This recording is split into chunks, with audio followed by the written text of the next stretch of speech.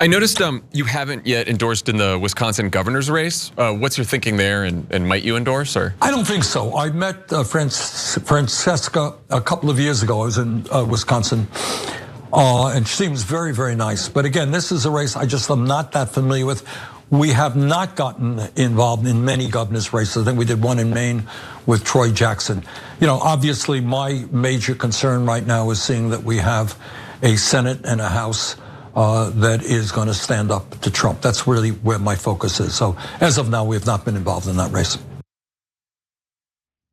Interesting. Francesca Hong is DSA, Democratic Socialist, and she's leading actually by a decent amount in the Wisconsin governor's race. But Bernie Sanders, AOC, and some of the other top progressives in the country don't want to touch that race. So that's very interesting, and that's happening today. So Yasmin, tell us about it. Yeah, so this is all happening in Wisconsin right now. So on the ballot in Wisconsin today, there's a few people that you might want to know about. There is Joel Brennan, who is the former secretary of the Department of Administration under incumbent Tony Evers. Tony Evers, by the way, is not seeking re-election. Then there is David Crowley, who is a Milwaukee County executive who is endorsed by Evers.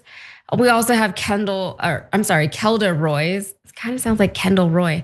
Kelda Roys, the state senator for Wisconsin's 26th district. And then there is, of course, Francesca Hong, who is a member of the Wisconsin State Assembly. So Hong is a Democratic Socialist, and she has been the front runner in most of the recent polling that we've seen. And she's running on policies such as universal child care, fully funded public schools, guaranteed paid leave, LGBTQ healthcare access, and expanding Medicaid, affordable housing. It's a very solid progressive platform, and even Bernie Sanders agrees with that. Let's watch. Democratic Socialist Francesca Hong in Wisconsin is expected to win her Democratic primary. There's been some attention to some of her social media posts recently, but she has this platform of free childcare, state-run grocery stores, more healthcare subsidies. She wants to raise income taxes on millionaires. Some of this does seem to align with your platform. So I'm wondering, why don't you support her? Is some of what she supports too extreme for you? No, but raising taxes on the rich, making sure that everybody in Wisconsin or America has health care as a right, sounds quite reasonable to me. Yeah, so that sentiment seems to be echoed as well, because reporting from Politico says that interviews with voters on the ground in Wisconsin show Hong has been able to tap into voters' frustrations with party leaders and lean into local policies around cost of living to rally a strong enough base heading into Tuesday's primary. And she has received endorsements from people like Hassan Piker, Ilhan Omar, and Ro Khanna. So why isn't she bringing in some of these big name backers like Bernie Sanders or even AOC? Well, according to Politico, a few have privately raised questions about the sharpness of Hong's messaging and electability as she navigates a series of controversies over her old social media posts advocating for canceling Thanksgiving and defunding the police, comments she now calls bad takes that she says she has learned from. And others have just said that they're just unfamiliar with her. So Elizabeth Warren said, I don't know her, which that's like what Mariah Carey said about J-Lo. I don't know her, said in a brief hallway interview. Two people close to Bernie Sanders, granted anonymity to discuss the private conversations, said that even as Hong has invoked Sanders' name and political ideology on the campaign trail, he does not know her personally. Sanders has acknowledged that he's met Hong before, but indicated that that is the extent of their relationship. And those two people added that Hong is less vetted and not as sharp on some of her messaging than other candidates, presenting more of a risk for Sanders, who has already been burned by endorsing people like Graham Plattner in the main Senate race. So it seems as though he's being a little bit more cautious with his endorsements as of late. AOC has also just stated that she wants to focus on the House and Senate races. That feels like something of a cop-out to me, and that's also what Bernie had said. But either way, that's not the main concern. Despite leading in the polls right now, many establishment Democrats are worried that she's going to lose the general election in November, which could potentially make it harder for other Democrats to win in their midterm elections. And according to the Wall Street Journal, Republicans have spent millions of dollars boosting Hong because they believe she will be easier to beat. So the general elections in the battleground state have been determined by extremely narrow margins in recent years. Trump won the battleground state in 2024 by just shy of 30,000 votes. Joe Biden won it by fewer than 21,000 votes in 2020. So if Hong wins the primary today, she will be going up against a Trump-backed candidate, Representative Tom Tiffany, and they will for sure use being a democratic socialist and her past comments on defunding the police and canceling Thanksgiving against her. All right, so the reporting says that former Wisconsin Republican Governor Scott Walker put it this way when asked what things will look like Wednesday morning if his state wakes up to find Tiffany and Hong as the party nominees. Common sense versus dangerously crazy, he said. That said, it will be a close race. Oh, okay. So a Marquette Law School poll also recently found that among all registered voters in Wisconsin, Democratic Socialists have a negative net favorability rating, and you can see it right there. The Democratic Socialists of America is up at the top. It has a negative 18 net favorability rating, but a good chunk of that is 32 percent say they haven't heard enough. So that could be an area of opportunity potentially.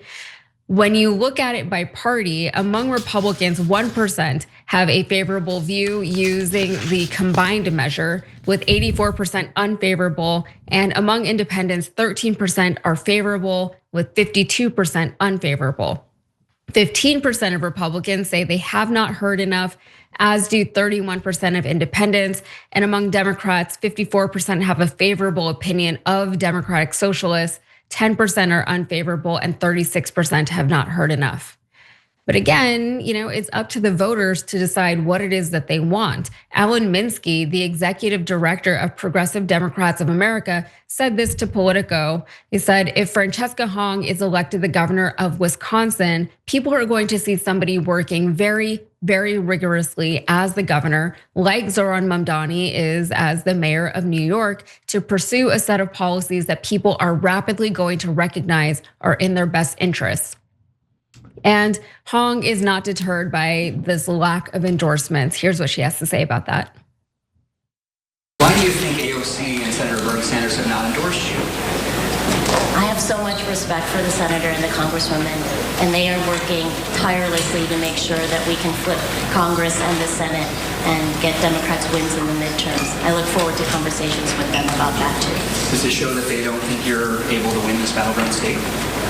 The gubernatorial race is different from federal elections. And I think that we are focused on making sure to reach every single voter that we can up until those polls close. And that's what we're focusing on right now. Yeah, so Zohran Mamdani also was missing some key endorsements while he was running. He did have the support of people like AOC and Bernie, of course. But I know, Cenk, you and Glenn were kind of talking about this in the first hour, the extended first hour, right? You guys were talking about how perhaps progressives kind of overshot the Overton window during the pandemic and maybe had to reel some of that back in. So do you think that that is something that's going to come back to hurt Francesca, not so much with Republicans, but amongst Democratic voters? So I'm in an interesting place here because I warned against some of these extreme policies like abolishing prisons and defunding the police, and got into a lot of debates with folks on the left over it. And so here's the chickens coming home to roost. And they're becoming such a problem that AOC said that being woke was crazy, and she's totally rejecting it now. I don't know if the people we debated now think that woke was also crazy because AOC said it, or if they're upset at AOC for saying it. I don't know. But so I would not have gone in that direction, right? And I'm not in DSA and I'm not a socialist, I'm a capitalist. Okay, so on the other hand, that's leading up to a giant on the other hand. On the other hand, the thing that mainstream media never really clarifies for you all is, yes, but what are the priorities of a candidate? Like if Francesca wins and she's the governor of Wisconsin, is her first action going to be release all the prisoners? No. Is it going to be to cancel Thanksgiving? No. Is it going to be to cancel the United States Senate? I'm pretty sure she won't have the power to do that, and no. She very clearly laid out what her priorities are. And universal child care is number one on that list. And public grocery stores. Again, you could say, hey, you know what? I'm not sure I want public grocery stores. Okay, no problem. But those are the things that she really, really wants to do, including guaranteed paid leave, affordable housing. So she has these super important things that she has prioritized. And by the way, do they ever ask themselves, why is she leading? Why has she been leading so much? Look, I really like Mandela Barnes, who was in that primary, and he dropped out. And why did he drop out? I don't know, but my guess is that it's because Francesca had a depressingly large lead. How did she get that lead? By trying to cancel Thanksgiving? No, because people are worried about affordability. And the second thing they're worried about, Yasmin, is a politician who's not a BS artist, right? Who's gonna say, oh yeah, I'm a smooth talking politician. Oh, I'm a Democrat, I'm in favor of these things. But we all know they're not gonna do it, right? They almost never do it. So with upstarts, people who are beginning, who kind of look like revolutionaries like Francesca Hung does, it's actually giving Democratic voters more comfort that they might actually do something. They might try something like Mamdani is. And Mamdani's trying a bunch of things in New York that he promised. And so far so good, people seem to like it. So they're voting for something new, and that I love. So to me, somebody like Francesca who has a bunch of policies that I don't love but isn't going to do at all, but he's going to do a bunch of policies I do agree with, versus a Democrat who will likely do nothing. Mm-hmm. Yeah, I get why she's winning. And to be fair to the other candidates, I don't know all the inner details of this race, but on the surface, I get why Francesca's message is so compelling. And then in the general election, that's a no-brainer. Versus a Republican who's going to take away your rights, crush your ability to organize, especially in Wisconsin, work hard to his main Republican promise in Wisconsin. You're going to be shocked. Is tax cuts for the rich. Of course. That's a no-brainer. I'll take someone, I love Thanksgiving, and I'll still take Francesca Hung by a mile, by a country mile over that. Yeah, and again, I know you guys talked about this a little bit on the first hour, so I don't want to beat a dead horse, but the whole thing that happened during the pandemic where there was some very, very progressive ideas that were being put out there, as a progressive identifying person, I didn't agree with everything that was being said by everyone out there. I try to be supportive. I never wanted to hurt anybody. I never wanted anyone to feel as though their life was less than what it was. But I didn't necessarily agree with every hot take that came out. But I didn't think that was a problem. I thought that was like normal. That was like normal political discourse. Like we're not all going to be so exacting in our views and where we draw our own personal lines in the sand on things. Things like genocide, I think that's a pretty hard line in the sand that is difficult to move. But I think it makes sense that that messaging and that platform would kind of shift and evolve over the years and come back to a place where the American people need to see a platform that is actually going to make their life tangibly better than whatever the other party is offering. The Democrats for too long, in my opinion, have run campaigns and elections on the idea that we are not as bad as the Republicans, and that is simply not good enough. And it hasn't been good enough for a long time. And a lot of people got mad at Democratic voters, at progressive voters specifically, for not voting for an okay Democrat in 2024, even though that genocide line was very, very hard for a lot of us to cross. And the thing is, it just wasn't good enough anymore. And people are starting to realize that. Also, when you're talking about Zoran Mamdani, something that he is doing that is so good is he is very, very public. He's on social media. He is responding directly to the people. And the reason why that's so good is because God, I was reading about this earlier today and I don't remember where, so I can't credit them or cite my source. But basically the idea was that Zoran Mamdani is doing things the way that Joe Biden actually did do things for the American people. The problem is that nobody knew what Joe Biden was up to. He was doing all these things and nobody knew what it was. Nobody felt better about their lives. And that is the difference. If you're a mayor of New York City, perhaps it's easier for you to do that because you have a smaller geographic area that you're managing, you have less people that you're managing. But whatever it is, he is successful because the people who live in his city feel better about their city. They feel better about the person who is leading them. Because as you pointed out, Cenk, at least he's trying things. Not everything is gonna work. Not everything is going to be successful. Not everything on his agenda will he be able to even attempt during his term or terms in office.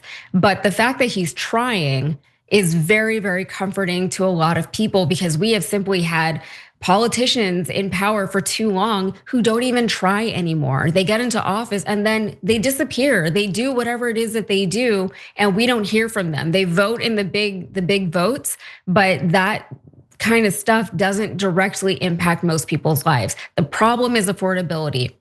The problem is that people can't find jobs. The problem is wealth inequality in this country. And we see things that this government is doing. And so much of it is making our lives worse and more expensive and not the opposite, despite the fact that all of these politicians have promised the exact opposite. So then why do you get into office and it's not happening? Everything you're doing is making my life worse. So I would love to see what someone like Francesca Hong can do. I also love Thanksgiving. It's probably my favorite holiday because like the food is good and I make a lot of pies and I'm not gonna stop doing that, It has taken on its own meaning and I think that's okay. I think we can acknowledge and be respectful of the history, but still transform it into something else because this is a day when people get to be off from work and home with their families and let's just eat pie. You know what I mean? Yeah. So look, if we get into the history of all the holidays, you're all going to be depressed. I mean, the original Santa Claus used to help poor people, but rich people got tired of that, so they switched it to helping your own kids. Did you know that? Okay, so that's it. I hate Christmas. No, I love Christmas. And yeah, I know the history of America, and we don't have to celebrate all of it, but let us have turkey. Okay, and football, and Thanksgiving. Okay, and by the way, she's disavowed that now. It doesn't matter, she can't cancel Thanksgiving, but she can actually give your kids childcare. Every time you ring the bell below, an angel gets his wings. Totally not true, but it does keep you updated on our live shows.